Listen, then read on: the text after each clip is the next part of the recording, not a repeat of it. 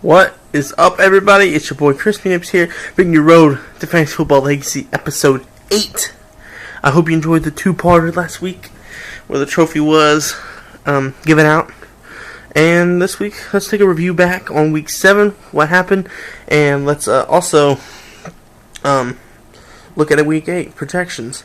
So, I actually am now 2-5, unfortunately, but I've lost 3 straight, and it sucks bad. It really does.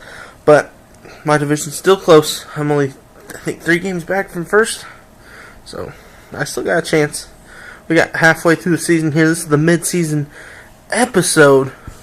I'm going to give out awards to teams, players, MVPs. I'm going to show you the playoff projection as it is right now. And so let's go ahead and start off with Week 7 review. I lost 125.5 to 52. I was playing my brother Dylan and the defending champ. So my team played like shit this week, and let's start off why. Let's go through the stats here, the points I got this week. Jay Cutler, -3 yards. He got hurt, but he left the field with -3 yards. That sucks really bad. Also, CJ Spiller got me only 1 point. 1 point. Spiller was a joke this year. I'm actually kind of upset that I didn't take the opportunity to get Jamal Charles. I had the opportunity in the draft to pick Jamal Charles before Spiller, and I passed that up, and I'm regretting it so much right now. I was so for Spiller. It just, that's me being stupid, I guess. But AP got me 3 points. Come on, man. AJ Green, though, has been picking up the past 2 weeks. He's been quiet, but he's picked it up a lot now. He's got 17 points. Jordan Nelson got me 9 points. Kyle Rudolph got me 1 point. So what I ended up doing was picking up, Kyle Rudolph and Josh Freeman and put Kyle Rudolph in. I was trying to, get all the players from the Vikings as I could that I thought would do good. Yeah, Josh Freeman sucks as bad as he did in Tampa Bay. It's not the teams, it's him himself. So Rudolph got me 1 point. Blackman got me 4 points. And Ravens defense got me 7 points. And Hauschka always bringing in the big points with 13. So, it was a bad week when it comes to running backs. And my tight end. But on the bench, I had Chris Johnson. Chris Johnson was on the bench, and he got me 11 points. I really wish I had him in. I guess because the Titans have changed their scheme. They're making him more of a catching and run wide receiver, running back, instead of backfield running back. So he's kind of like being the LaShawn McCoy in the on that team. So Reggie Wayne's out for the season. I dropped him, by the way, and he only got me 4 points. Giovanni Bernard got me 5 points.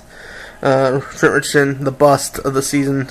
Me being from Indiana, I got all excited and thought I could pick him up and be all perfect, but no. 1 point for him. RG3, I wish I had it. He got 31.5 points. That would have been nice to have him and Chris Johnson in, but that didn't happen. So, but Freeman, like I said, got me -2.5 points on the bench. That guy didn't put him in. So, here's the weekend review of all the other teams. Dylan beat me, like I said. Vincent Jackson got him 24 points. Brandon Marshall only got him 5 points. But I think Cutler had a lot to do with that since he was out. Bowen picked up his first win by a .5 win. And it's all because Jeremy had Nick Foles in. Matt Ryan was Bowen's only real big top scorer with 35 points. But Jeremy had Nick Foles in the Eagles' new quarterback. -1.5 points. He lost by 0.5 points. But Jeremy also had Calvin Johnson get 23 points, so good job. Alyssa beat out Meoning, and she had Rodgers get her 35 points, and the Panthers D picked it up and got her 17 points. They also are this week's defensive team of the week with 17 points, and Meoning had Arian Foster only get 1 point, and Broncos D 1 point. He had a bad week.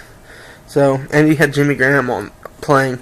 He had a bye week, so Trey beat Ryan Frank Gore got Trey 20 points. Eric Decker got him 17 points. And then Ryan had Matthew Stafford get 35.5 points.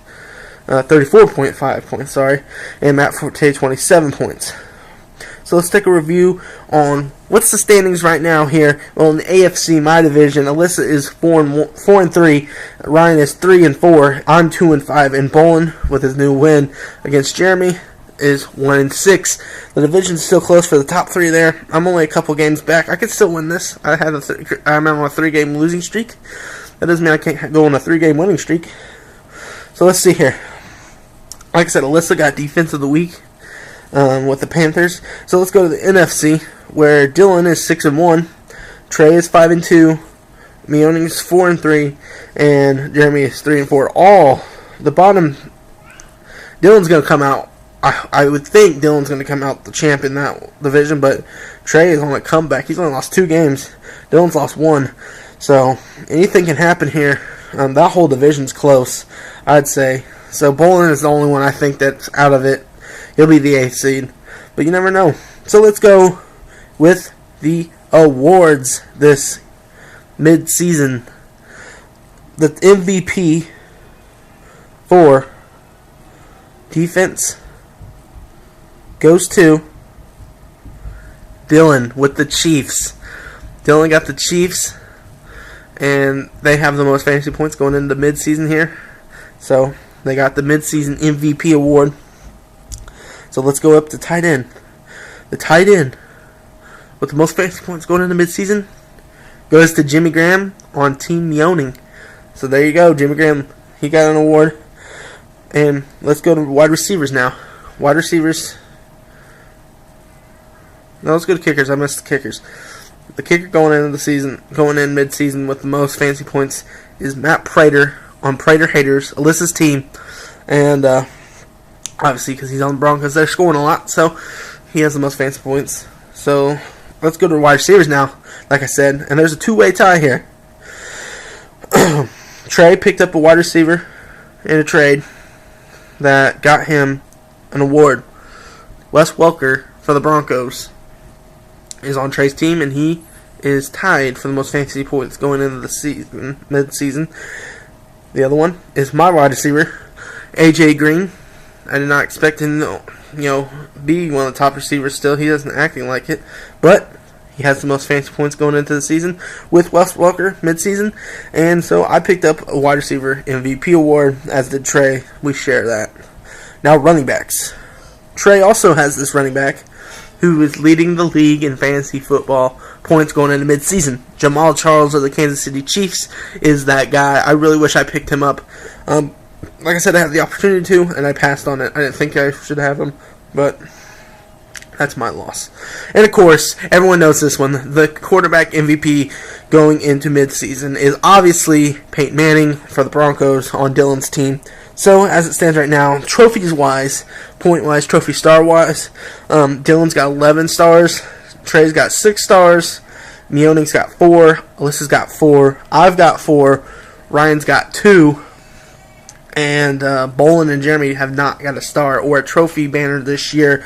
Pretty much, most of my trophies are 2-pointers, so, except for the conference champions and the league champion, those are worth more points, obviously. But, so, Dylan leads in trophies. He also leads in league. Trey's got more trophies. And then there's a 3-way tie for third. And then Ryan is behind that with only a trophy. I think a banner of some kind. I think he got the, Seattle got him a Defense of the Week one week. So, that's how that goes. Alright, so let's take a look at the schedule. What would it be right now if we were to start the playoffs this week? Well, this week, if we started the playoffs, Dylan would be the 1st seed, Alyssa would be the 2 seed. That means they would get to play their kickers. And this year, I decided that the lower seed going into the playoffs must lose a kicker. And that's the home field advantage, because kickers average about 7 to 10 points a game. That's a big loss, so you're going to have to come up big if you're going to be a away team coming in to, go through the playoffs. So at this point, it'd be Dylan at 1 seed, taking on number 4 seed Meoning. Meoning would not have a kicker. And then Alyssa would take on number 3 seed Trey, and Trey would not have a kicker. and then it would go down to that. In the consolation bracket, everyone below 4th seed, Jeremy would be the 5th seed, taking on Ryan, who would be the 6th seed. Ryan would not have a kicker. Jeremy would. And I would be the 7th seed, taking on Bolin, who's the 8th seed. And I would... Bolin would not have a kicker, and I would. So, that's how the scheduling would work there. Which I don't know why we don't have Bolin play Jeremy and Ryan play me, because, that's how the playoffs normally work. But anyways, I would have a kicker against Bolin. So, going through that, whatever. That's how that would work. So, let's look at Week 8. That was Week 7 review. The trophies, the playoffs as is right then, and the stars, and who won, who lost. But let's take a look at Week 8 projections. So, let's see here. The bye weeks this week, there's a lot of them. The Bears, Ravens, Titans, Colts, Chargers, and Texans all have bye weeks this week. So if you got one of them players on your team, put them on the bench or get rid of them and find someone who's playing. Do not play them. They are not going to get you anything because they aren't going to play. So let's take a look at the transactions that's happened and everything this week. Jeremy added Joseph Randle and dropped Starks. I added Freeman. This was before the week started. Before Week 7 started. I added Josh Freeman, the Ravens D, and Kyle Rudolph, and dropped the Browns D, Heath Miller, and Pierre Garçon. Jeremy ended up picking up Pierre Garçon and dropping Jared Cook. I dropped Freeman now. This is before waivers last night. I dropped Freeman, and Dylan dropped Jermichael Finley and Daryl Richardson. This is the waivers. This is how this went. I dropped Rudolph, Reggie Wayne, and added Reed, the tight end, and Darius Hayward-Bay. And Ryan added Levon Bell and Harry Douglas and dropped Anquan Bolden and Alex Smith. Alyssa dropped Pierre Thomas and Trayvon Martin and added D'Angelo Williams and Heath Miller. Dylan added Terrell Owens. That's the pickup of the year, Terrell Owens. He's picked up, baby. And Jeremy added the Jets D. Dropped the Jets D and Nick Foles, and added Saints D and Andy Dalton.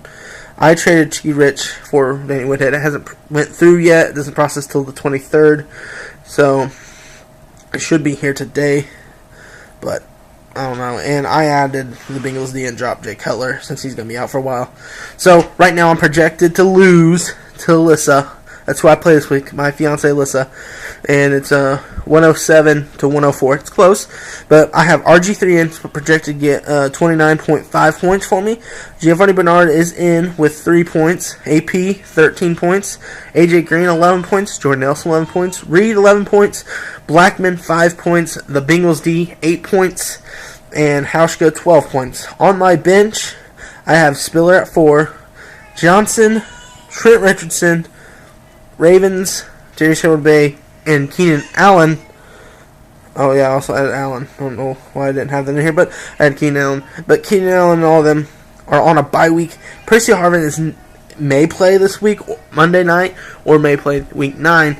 So whether he's in on Week 8, I will take Blackman out and put him in. So that's how that's going to work. So Blackman and Harvin are interchangeable. If Harvin doesn't play this week on Monday night, then I'm not going to have Harvin in. I'm going to have Blackman in.